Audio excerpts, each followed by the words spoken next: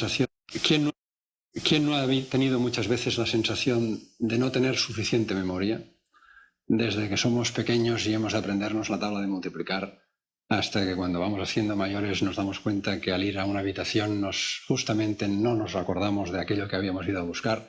Tenemos problemas con nuestra memoria. El arte de recordar y la necesidad de olvidar son elementos básicos de nuestro caudal de conocimientos y de saberes. A menudo hemos oído hablar de la necesidad que nos dicen que los recuerdos no ocupan lugar, aquello que decían nuestros refranes de que el saber no ocupa lugar. Y como el saber ocupa lugar y que es necesario olvidar algunas cosas para poder aprender otras.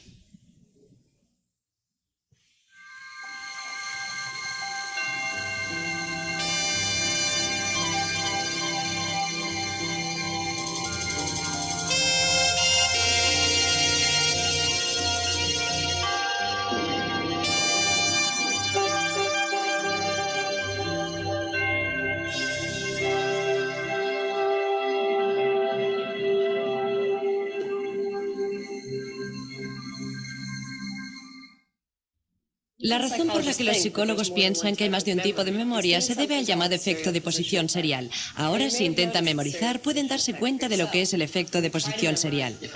Si quiero sacar provecho de lo que aprenda hoy aquí, voy a tener que recordarlo.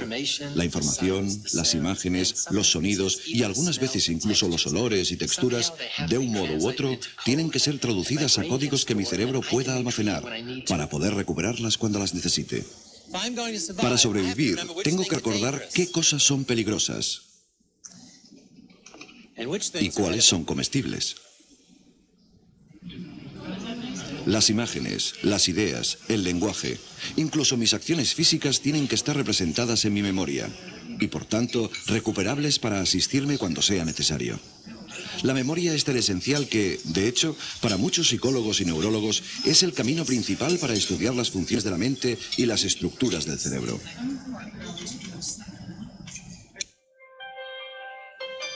Los expertos calculan que el cerebro humano puede almacenar un promedio de 100 trillones de bits de información, aunque seamos capaces de olvidar incluso las cosas más simples. ¿Ha discutido la desviación con el director Casey? Cuando nuestro sistema de memoria nos falla, podemos olvidar o dudar de lo que hemos aprendido, de algo que sabemos o de aquello que hemos visto con nuestros propios ojos, debido a gran variedad de razones. Dígame cualquier cosa que pueda recordar.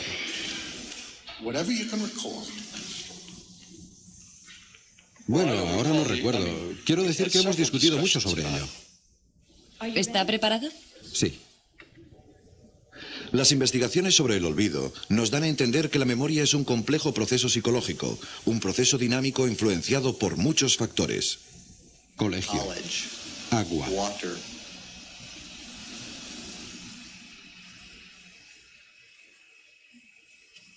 esto es lo que recuerdo. Madre. Imagina que estaba casada con tu padre, madre. Madre. Imagina que estaba casada con Claudio, madre. Madre. ¿Cómo era ella? En nuestra memoria influyen el grado de concentración y el número de ensayos. Hamlet, ¿recuerdas cuándo conociste a su padre? Hamlet. ¿Ambos deseaban tener un hijo? Y también tienen que ver con el contexto en el que aprendes algo.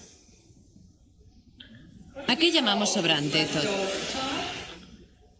Y del contexto en que tú lo recuerdes. ¿Carrie? 5. Bien, 6 veces 5. Muy bien, cariño. Y también depende de tu motivación. Puedes estar motivado para recordar u olvidar hechos psicológicamente relevantes, que quedaron mezclados en tu memoria con tus deseos, temores y fantasías. Y por último, el estado de tu memoria puede estar marcado por tu estado físico y condición biológica.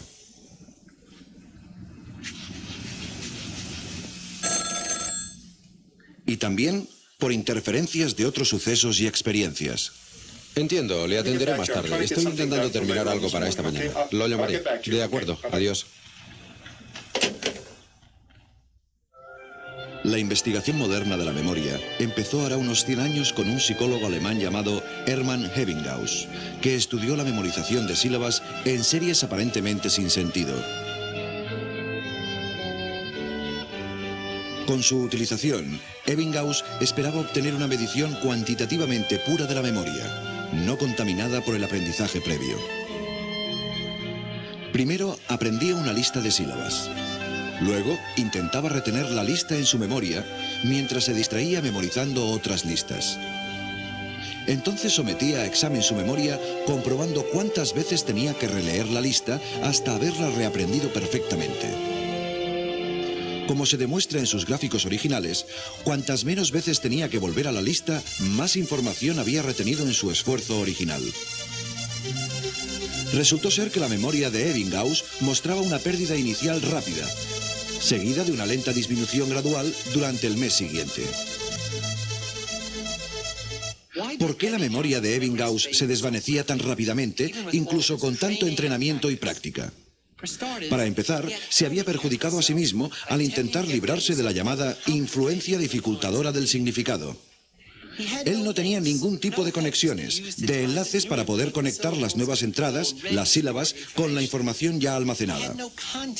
Carecía de contexto alguno al que recurrir para ayudarle a organizar lo no familiar en términos familiares. Al eliminar los recuerdos con sentido, Ebbinghaus, sin saberlo, se alejó de una de las estrategias más poderosas de la mente humana: descubrir el sentido, el orden y la organización y la información que ello conlleva.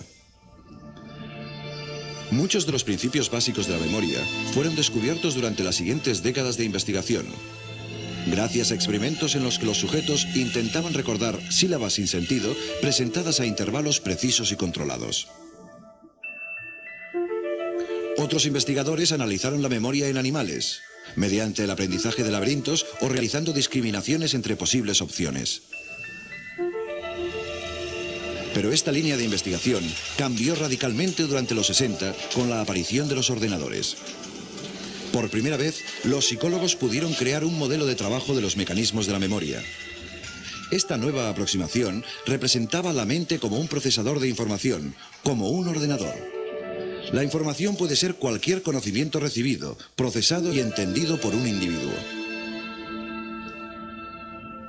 La complejidad de la memoria pudo entonces ser desglosada en los procesos que la componen. Primero, el input debe codificarse, insertarse en códigos de memoria que puedan ser registrados por el cerebro. Después, debe almacenarse y retenerse por algún periodo de tiempo que puede ir desde un momento hasta toda una vida. Y finalmente, tiene que ser recuperado al solicitarlo en caso de necesidad. Hay dos tipos de memoria. La memoria a largo plazo o remota es el almacén de todo lo que uno sabe sobre el mundo y acerca de uno mismo, y es esencialmente ilimitada. En teoría, cualquier cosa que se haya experimentado y que está almacenada en la memoria a largo plazo está disponible para ser reclamada posteriormente.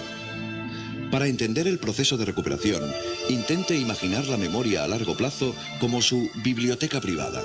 Pero, según piensan algunos investigadores, la información, en lugar de estar almacenada en libros, se almacena y representa en forma de redes. En estas redes asociativas, cada pieza de información o concepto se halla vinculado a una familia de otros con los que comparten algunas propiedades comunes. Activando cualquiera de estos conceptos en la red, se activan otros asociados a ellos. Este proceso de activación se extiende rápida y automáticamente. No solo en las redes, sino también a través de otras vinculadas significativamente al individuo.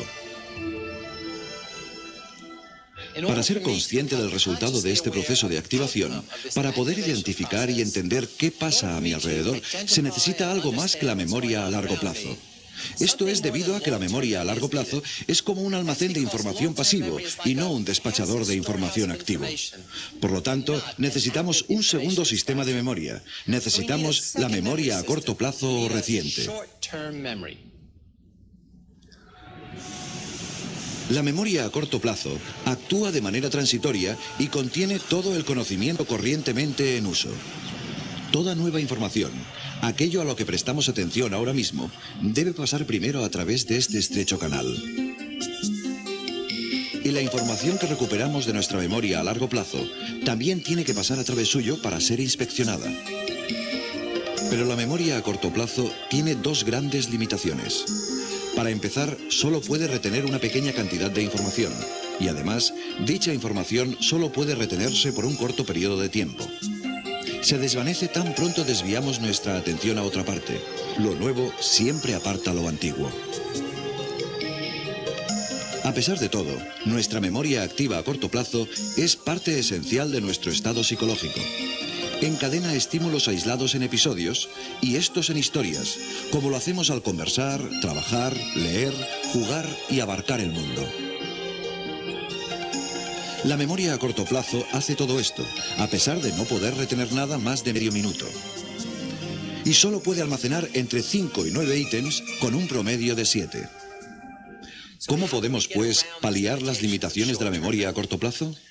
En primer lugar, nuestros recuerdos pueden retenerse durante más tiempo si repetimos la nueva información con cuidado y sin distracciones. En segundo lugar, podremos retener más información si agrupamos los ítems según un modelo, algo con lo que estemos ya familiarizados. Este proceso se denomina fragmentar. Un fragmento puede ser una palabra, una frase con sentido o una secuencia de números, y 7 fragmentos pueden llevar mucha más información que 7 ítems. Por ejemplo, después de que yo enumere la siguiente secuencia en voz alta, me gustaría que me la repitieran número a número. Ahí va. 1, 7, 7, 6, 1, 8, 1, 2, 1, 8, 6, 1, 1, 9, 1, 4, 1, 9, 4, 1. Es difícil, ¿no? Bien, me pregunto si no lo haría mejor si leyera la secuencia de este modo. 1776, 1812, 1861, 1914, 1941. En vez de 20 números a recordar, tienen solo 5 fechas. En vez de 20 bits, 5 fragmentos de información conocida de la historia de América. Aprendemos nuevo material, relacionándolo y asociándolo al antiguo. Gordon Bower, psicólogo de Stanford, especialista en técnicas para mejorar la memoria, conocidas como entrenamiento mnemotécnico. Cada problema de memoria puede separarse en estadios diferentes. Uno tiene que ver con el archivo de material original, es decir, aprender mientras se está estudiando. Mientras que el otro estadio está relacionado con ser capaz de retenerlo mientras está siendo examinado o se te pide recordar. Hay diversas técnicas para mejorar la memoria. Una de ellas, que es muy efectiva, se denomina palabra clave. Se trata, en primer lugar, de aprender un grupo de indicaciones o claves que se asociarán a lo que se desea recordar. Veamos, recuerde esto. 1 es un búho. 1 es un búho. 2 es arroz. 2 es arroz. 3 es un pez. 3 es un pez. 4 es un gato. 4 es un gato. 5 es un brinco. 5 es un brinco. Bien, estas son las partidas o ítems de palabras sin relación que me gustaría que recordaras. Asocia cada ítem de la lista con los fragmentos sucesivos. Primero, el número 1 es un árbol. Árbol. Ahora asócialo con el búho. El búho está en el árbol. Correcto. 2 es sal. 2 es arroz. Falta sal en el arroz. Bien. 3 es río. Vale. 3 es un pez. El pez nada en el río. Correcto. 4 es pato. 4 es gato. El gato persigue a un pato. 5 es niño. 5 es brinco. El niño da un brinco. Muy bien. ¿Cuál era el tercer ítem de la lista? Río. El pez nada en el río. Me gustaría que repitieras toda la lista de ítems al revés. De acuerdo. 5, brinco, niño. Correcto.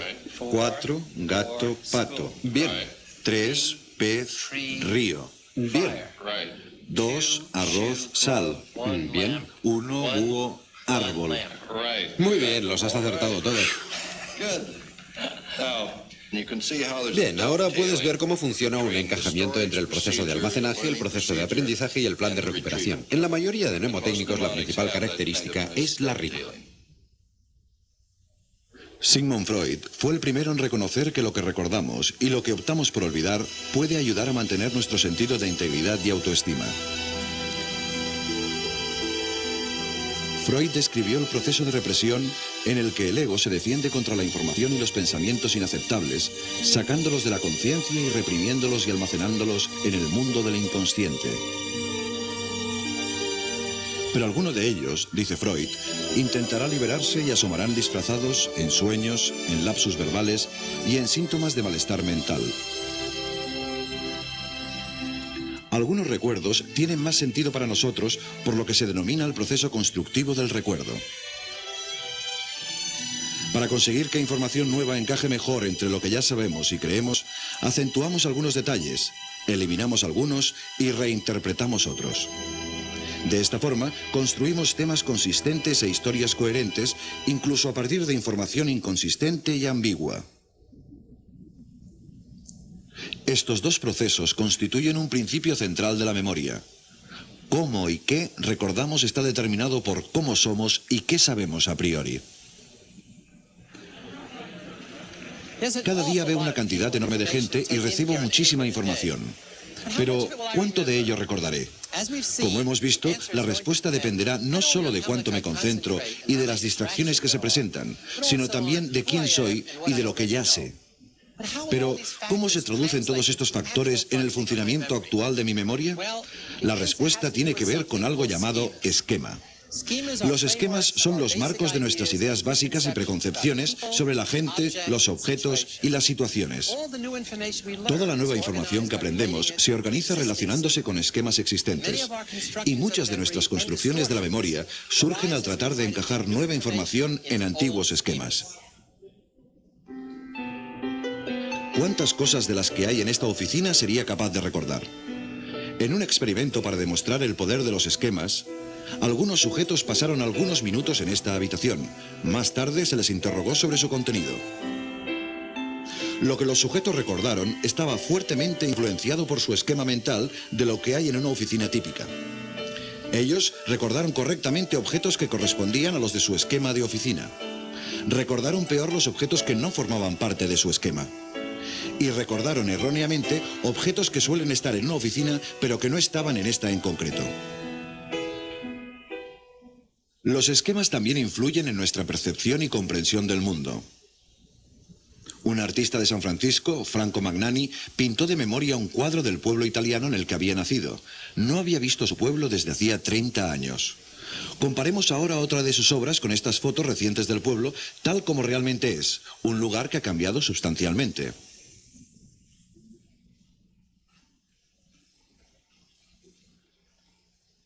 Aunque ha recordado con exactitud muchos detalles, algunos están distorsionados por una perspectiva infantil, el esquema infantil de Magnani. En este trabajo tenemos un doble proceso de memorización, una singular precisión y distorsiones significativas. La continua investigación sobre la memoria está llevando a los psicólogos a muchos descubrimientos sobre su naturaleza. Pero más allá de las teorías sobre cómo trabaja la memoria o no trabaja, está la realidad física del proceso. Cuando se recuerda algo, se produce un cambio físico en el cerebro. Los recuerdos crean alteraciones permanentes en la estructura y funcionamiento del sistema nervioso central.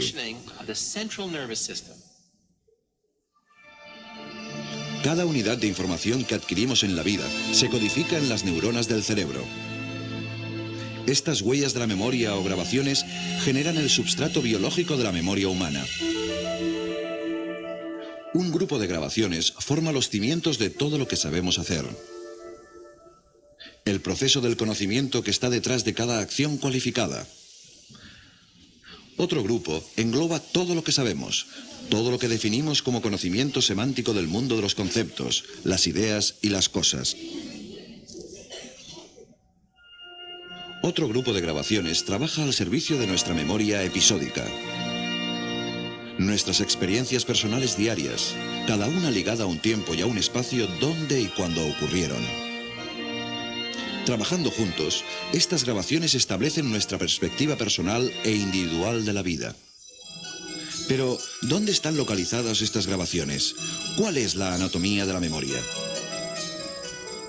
La búsqueda de dichas grabaciones comenzó hace 40 años con los trabajos del psicólogo Carl Laszlo. Utilizando ratones como cobayas, Laszlo los entrenó para aprender laberintos. Después, eliminaba parte de su corteza cerebral y repetía los tests de memoria. Descubrió que la memoria sufría más cuanto más tejido cerebral eliminaba, pero parecía no importar de qué parte de la corteza retiraba el tejido.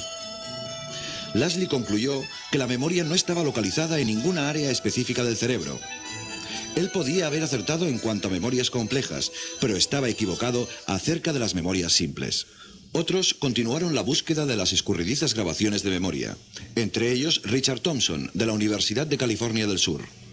Utilizando conejos, Thompson consiguió encontrar una de las grabaciones de memoria marcando la parte del cerebro involucrada en el condicionamiento y en el recuerdo. El primer éxito de la investigación ha consistido en localizar el lugar de almacenamiento de los recuerdos en el cerebro. Seleccionamos una fórmula muy sencilla de aprendizaje, un condicionamiento clásico desarrollado por primera vez en Rusia por Pavlov como modelo para estudiar dónde se almacena la memoria. Marcamos el cerebro, grabando la actividad eléctrica de las células nerviosas, buscando los lugares del cerebro en los que las neuronas generan potenciales que estén relacionados con la conducta aprendida actual. Aquí vemos un experimento de condicionamiento de parpadeo usando conejos como cobayas. Le presentamos un estímulo relativamente suave, como un tono o una luz. A continuación le soplamos aire en el ojo. Y esto, desde luego, provoca el reflejo de guiñar el ojo. Tenemos un mecanismo que registra la respuesta de parpadeo y un pequeño tubo que conduce el soplo de aire hacia el ojo. Después de algunos aparejamientos de estos dos estímulos juntos, el animal desarrolla una respuesta condicionada, una respuesta aprendida, un recuerdo, podríamos decir, de forma que parpadea con el tono antes de que le llegue el soplo de aire. Después de entrenar al animal, provocamos una pequeña lesión en la región que creemos contiene las huellas de la memoria, y esa pequeña lesión eliminará permanentemente el recuerdo de esta respuesta condicionada. Las huellas de la memoria para estas respuestas aprendidas que estudiamos parecen estar almacenadas en regiones muy localizadas, justo en esta pequeña estructura del cerebelo llamada interpósitos núcleus. Ahora la lesión que elimina la respuesta de parpadeo es la lesión situada aquí, de un tamaño no superior a 1 milímetro cúbico de tejido. De hecho, podemos eliminar cualquier movimiento aprendido, produciendo una mínima lesión en el lugar apropiado del interpósitos núcleus. Lo que voy a mostrar en la pantalla del ordenador es la respuesta del animal al principio del entreno, antes de que haya aprendido la respuesta condicionada. Esta es una grabación de la respuesta de parpadeo. Emitimos un tono y no hay ninguna respuesta. Soplamos aire en el ojo, un reflejo de parpadeo, se cierra el ojo. Estrictamente un reflejo anterior al aprendizaje. Esta es una respuesta condicionada bien aprendida por un animal que ha sido bien entrenado antes de ser intervenido quirúrgicamente. Se emite el tono en este punto y podemos comprobar que se ha desarrollado correctamente la respuesta de parpadear que se produce en el punto donde se generaría el soplo de aire. Tenemos una respuesta refleja al soplo de aire. Esta es la respuesta condicionada. Después de la intervención podemos ver que el recuerdo de la respuesta aprendida ha desaparecido completamente. Solo queda la respuesta refleja, la misma respuesta que obteníamos del animal al principio del entrenamiento, antes de que hubiera aprendido la respuesta condicionada. Destruyendo permanentemente este tejido, eliminamos el recuerdo de la respuesta aprendida. El animal no puede aprender esa respuesta nunca más. Ahora podemos buscar los procesos químico-físicos que están relacionados con el almacenamiento de este tipo de memoria. Creemos que si comprendemos cómo se almacenan los recuerdos en el cerebro, seremos capaces de desarrollar nuevas técnicas y herramientas para combatir los trastornos de la memoria. Por tanto, podemos considerarlo un hallazgo muy útil, y ahora yo creo que viable. La memoria es esencial para la identidad de las personas. Nos conecta con nuestro pasado y proporciona coherencia a la personalidad y un propósito en la vida. La gente que pierde sus recuerdos nos proporciona una información muy importante sobre el tema. Quizás el tipo de grave pérdida de memoria más conocido sea la amnesia funcional, provocada por factores psicológicos. Se da normalmente en personas con estados agudos de ansiedad o histeria, que inconscientemente huyen de una situación de su vida extremadamente desagradable, eliminando todos los recuerdos sobre ella.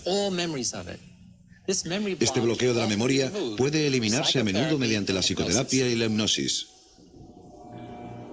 Pero las pérdidas de memoria más permanentes son debidas a la destrucción de tejido cerebral, que puede observarse mediante técnicas de imagen cerebral. La amnesia orgánica, así denominada, puede ser causada por una lesión en el cerebro, enfermedad, alcoholismo, intoxicación química y senilidad. Todas ellas interrumpen los circuitos de memorización del cerebro. En la enfermedad de Alzheimer, que afecta a millones de norteamericanos, a partir de los 50, atrofia el tejido cerebral. Cuanta más corteza se pierde, también se pierde más memoria, después la personalidad y a veces la propia vida. ¿No lo recuerda? Todo está muy confuso. La vida sin recuerdos es una vida sin pasado y sin futuro.